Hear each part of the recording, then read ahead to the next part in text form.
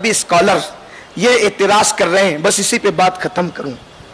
اعتراض یہ ہے کہ اہل سنت کا دعویٰ ہے کہ ساری خوبیاں انبیاء کی تمہارے نبی میں جمع ہے۔ الحمدللہ بے شک جمع ہے۔ تو ان کا اعتراض یہ ہے، ذرا اس پر بھی کوئی بات بتا دو کہ عیسیٰ تو کنواری بتول کے بیٹے ہیں، تو کیا تمہارا نبی بھی کسی کنواری کا بیٹا ہے؟ یہ سب سارے انبیاء کی صفات تمہارے نبی میں جمع ہے کہ عیسیٰ نے کنواری کو ماں بنایا، تو کیا تمہارے نبی محمد الرسول اللہ نے بھی کسی کنواری کو ماں بنایا؟ ہم کہتے ہیں ہاں، یہ میرے نبی کی بڑی شان ہے۔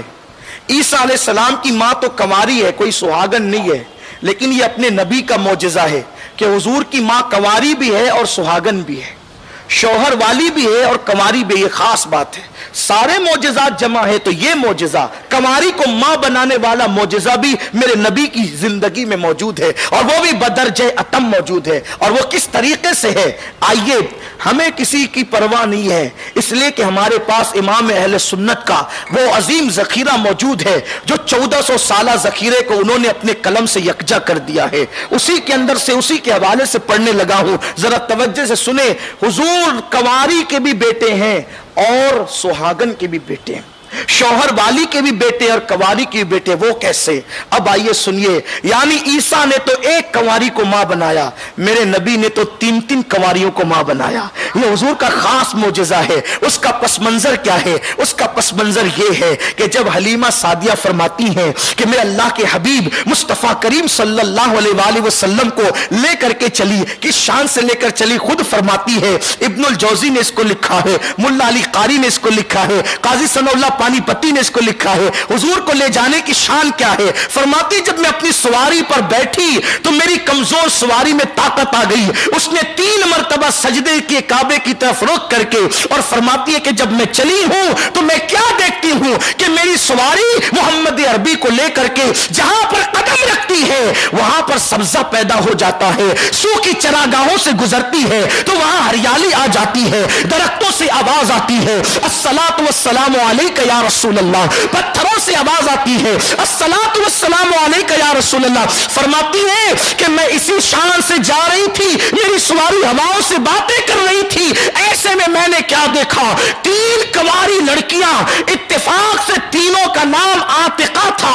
وہ 3 کنواری خوبصورت لڑکیاں حضور کو دیکھتی ہے اور دیکھ کر کہنے لگتی ہے، دیکھ دیکھ کتنا خوبصورت بچہ ہے، کاش ہم بھی شوہر والی ہوتی، اس بچے کو دودھ پلانے کا شرف حاصل کرتی۔ نہیں سنتا ہی نہیں مانگنے والا تیرا، ان کنواریوں کا یہ تمنا کرنا تھا کہ کاش ہمارا بھی شوہر ہوتا تو اس کو دودھ پلانے کا شرف مل جاتا، ہم اس کی ماں بن جاتی۔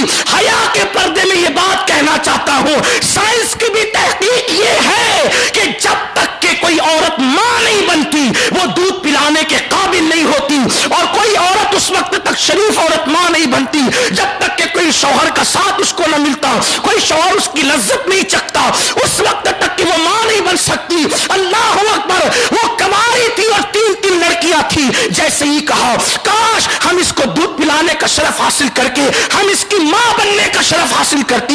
حلیمہ کہتی ہے محمد عربی میری گود میں تھے، وہیں سے انہوں نے مچلنا اچھلنا شروع کیا، میں سمجھ گئی ان بچیوں کی گود میں جانا چاہتے ہیں۔ میں نے کیا دیکھا کہ جیسے ہی محمد کو میں نے اس کنواری لڑکی کے ہاتھ میں دیا، محمد عربی کا اس کنواری کے ہاتھ میں جانا تھا، اللہ نے اس کے سینے میں مصطفیٰ کریم کے لیے دودھ پیدا کر دیا۔ اس کنواری نے میرے نبی کو دودھ پلایا، پھر دوسری کو دیا، اس نے بھی دودھ پلایا، تیسری کو دیا، اس نے بھی دودھ پلایا۔ یہ مصطفیٰ جان رحمت کا وہ معجزہ ہے۔ عیسیٰ نے تو ایک کنواری کو ماں بنایا، محمد رسول اللہ نے 3 کنواریوں کو ماں بننے کا شرف عطا فرمایا۔ یہ معجزہ بھی ہمارے نبی میں ہے کہ حضور کی ماں کنواریاں بھی ہوئی ہے، اور ایک نہیں بلکہ 3 ہوئے۔